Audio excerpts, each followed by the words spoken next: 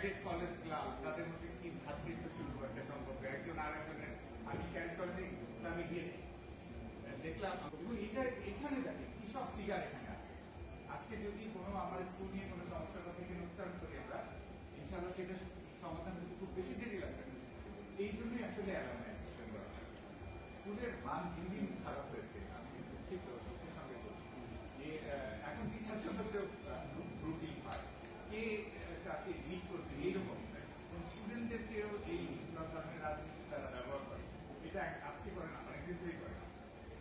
আমরা দেখছি যে এগুলো থেকে মুক্তি পেতে পেছনে খুব খারাপ একটা পরিবেশ আছে। রেল লাইনের ওই পাশে এখানে নেশার একটা সরবরাহ বলা যায়। আমরা বিভিন্নভাবে চেষ্টা করেছি, কিন্তু আসলে এটা খুব বেশি মানে স্থানীয় সমর্থন ছাড়া আসলে সম্ভব না। তো আজকে আপনারা যদি সবাই সাথে থাকেন, ইনশাল্লাহ সবাই মিলে আমরা এগুলো পারবো। আর একটা ছেলে মানে আমাদের এখন তো একটু অসুবিধা কি যে আমাদের তো এই ওয়ার্ড ঘুরে থাকি, তার জন্য কিন্তু রেজাল্টের মানও অতটা আপনার।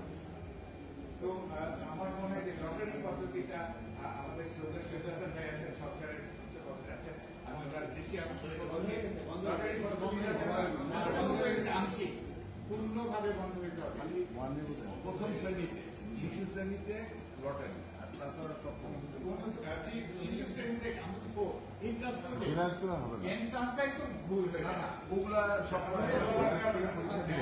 থেকে লটারি সম্পূর্ণভাবে বন্ধ করা চেষ্টা করা সম্পূর্ণভাবে বন্ধ, কারণ যোগ্য যারা তারাই আসে। আমি শুধুমাত্র কয়েকটা উদ্দেশ্যের কথা বলি। আমরা চাইতেছি যে প্রত্যেকটা তখন আমরা ছিলাম শহরের সবচেয়ে উজ্জ্বল বাংলা, কিন্তু এখন আমাদের যে নাকি বেটার এরকম ভাবে চিন্তাভাবনা করা হয়। তো আমার মনে হয় যে আমি একটু বললাম যে আমাদের উদ্দেশ্যটা এই যে আমরা চাই আমাদের মধ্যে একটা মেলবন্ধন হোক, আমরা সবাই মিলে যেন স্কুলের জন্য কিছু করতে পারি, সেই রকম একটা মানসিকতা নিয়ে আমরা যদি সবাই আগাই, ইনশাআল্লাহ আমরা আমাদের অভিষ্ট লক্ষ্য। ধন্যবাদ। আমরা এখন উপদেষ্টার মধ্যে লিখেছে তাদের মূল্যবান